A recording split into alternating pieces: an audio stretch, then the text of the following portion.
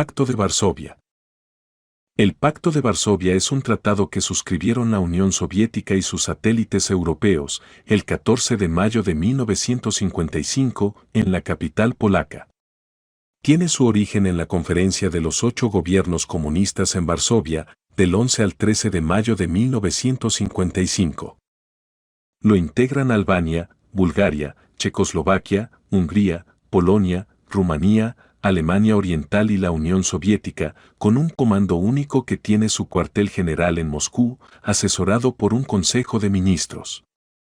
Un comité consultivo, instituido en Praga en enero de 1956 con la misión de examinar las cuestiones generales referentes a la consolidación de la capacidad de defensa y a la organización de las Fuerzas Armadas, unificadas y con competencia para tomar las decisiones apropiadas. Un Estado Mayor combinado y el Mando Supremo de las Fuerzas Armadas Unificadas, considerado como el órgano más importante del sistema, competente para los asuntos estrictamente militares. Su misión es la defensa mutua contra cualquier ataque a uno de los miembros y la consulta sobre los asuntos internacionales que afectan la seguridad y defensa del grupo de naciones que lo forman. El pacto viene motivado por la formación de la Unión Europea Occidental, con la participación de Alemania Occidental y su integración en el bloque del Atlántico Norte. Como apoyo logístico dispone del Consejo de Ayuda Económica, Comecon, que forman los mismos piaces del Pacto de Varsovia, más Mongolia y menos Albania, hallándose como observadores China Popular, Corea del Norte y Vietnam del Norte. El Comecon se organizó en 1949 y su sede central también se encuentra en Moscú. Sus organismos principales son un Comité Ejecutivo, un Consejo Supremo, un Secretario General y 18 comisiones permanentes.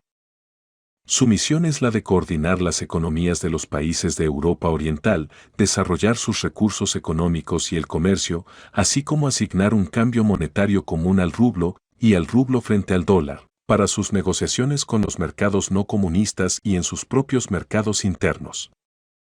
En un extenso estudio que firma Hans von Kranhaus en Military Review lo define como la antítesis del Tratado del Atlántico Norte, OTAN. De acuerdo con el texto, constituye una alianza de países comunistas para preservarse de los ataques de Occidente.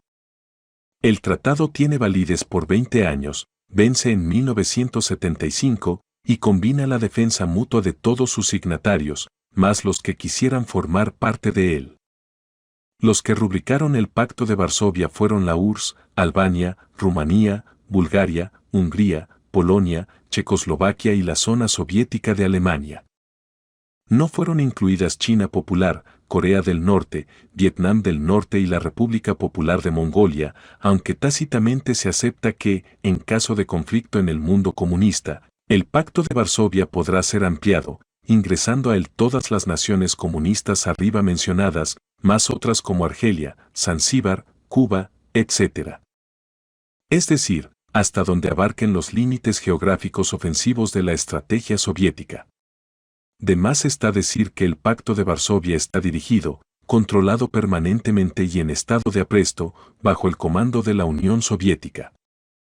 Hay que reafirmar bien este concepto jerárquico de la Unión Soviética sobre sus aliados. Todas las figuras militares importantes del Pacto de Varsovia son soviéticas o nativas de países satélites que ostentan la ciudadanía soviética y han realizado estudios en las academias militares de la URSS, uniformando su cultura castrense con la de los jefes soviéticos.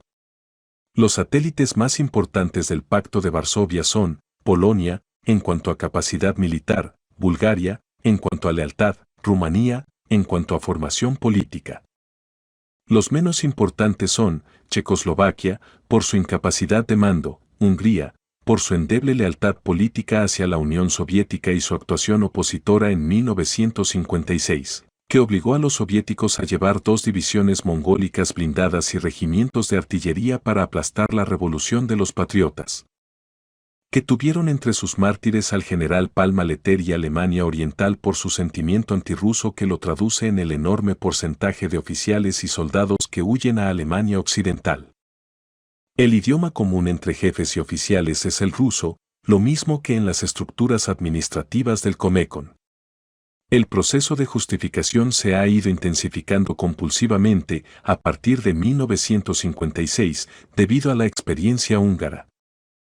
El desarrollo de la colonización de los satélites soviéticos por sus camaradas del Kremlin ha sido muy bien disfrazada con los pomposos títulos de ayuda técnica, fomento industrial, maquinización del agro, intercambio cultural y solidaridad revolucionaria.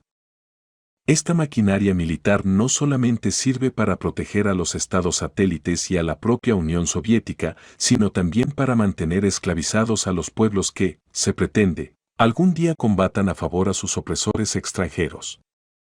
Los soviéticos producen además continuamente nuevas armas y experimentan toda clase de materiales que sirvan para la guerra.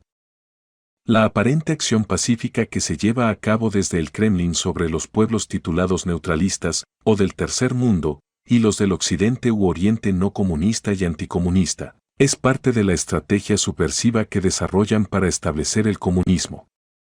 Actividades del pacto. 1. Modernización de las Fuerzas Armadas de los miembros a través de la ayuda soviética. 2. Maniobras comunes. 3. Integración según Gartov de los dispositivos de defensa aérea de los países de la Europa Oriental con el de la URSS. Sistema común de entrenamiento de las fuerzas militares de los países del pacto y planes comunes de acción coordinada. Defectos del sistema. Jurídicos. 1. Ausencia de cláusulas sobre el modo de arreglar las eventuales diferencias entre los miembros a través de la ayuda soviética. 2. Ausencia de disposiciones autorizando a un miembro del pacto a salir del él. A tener presente el caso de la exclusión de Albania.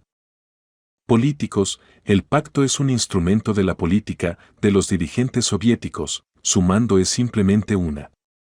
Dirección del Ministerio Soviético de Defensa, posición de los albaneses, Serhiy Popuyit, 22 de mayo de 1965, críticas del mismo estilo del checoslovaco a Susan Bastid.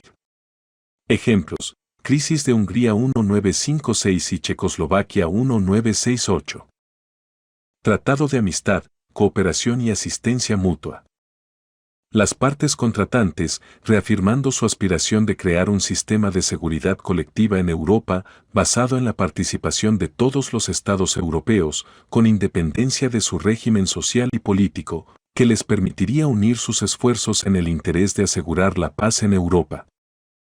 Teniendo en cuenta, a la vez, la situación creada en Europa por la ratificación de los Acuerdos de París, que proveen la formación de un nuevo grupo militar bajo la forma de Unión de la Europa Occidental, con participación de una Alemania Occidental remilitarizada y con su integración en el bloque noratlántico.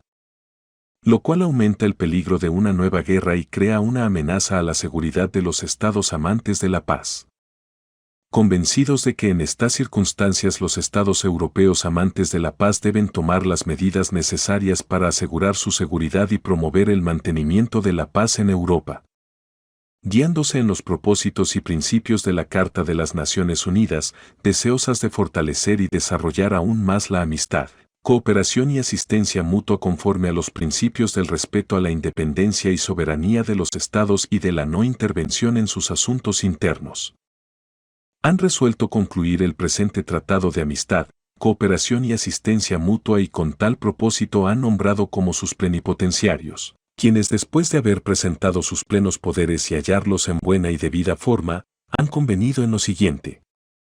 Artículo 1. Las partes contratantes se comprometen, conforme a la Carta de las Naciones Unidas, a abstenerse en sus relaciones internacionales de recurrir a la amenaza o al uso de la fuerza y arreglar sus controversias internacionales por medios pacíficos, de tal manera que no se pongan en peligro la paz y la seguridad internacionales.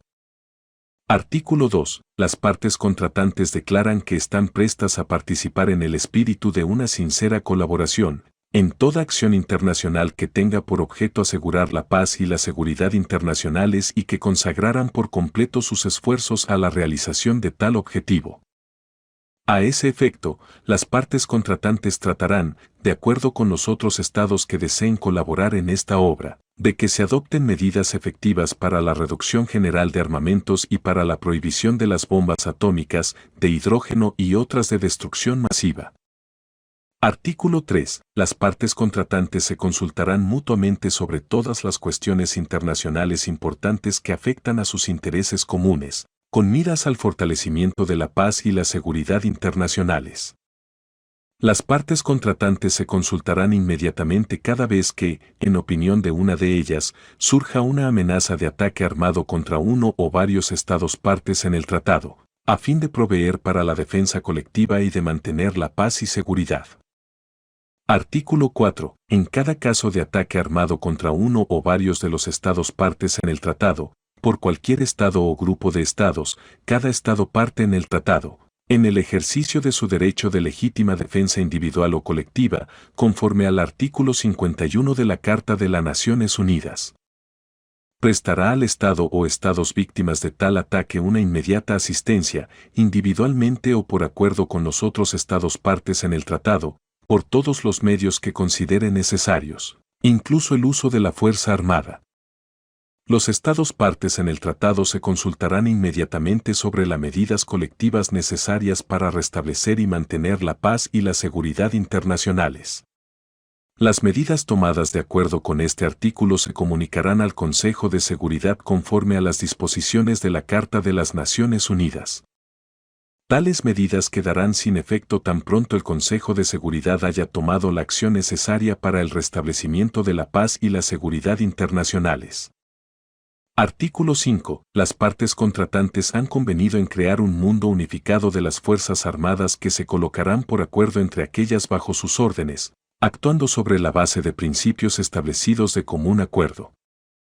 Tomarán asimismo cualquiera otra acción concertada que se requiera para reforzar su capacidad defensiva a fin de proteger el trabajo pacífico de sus pueblos, garantizar la integridad de sus fronteras y territorios y asegurar la defensa contra cualquier agresión eventual.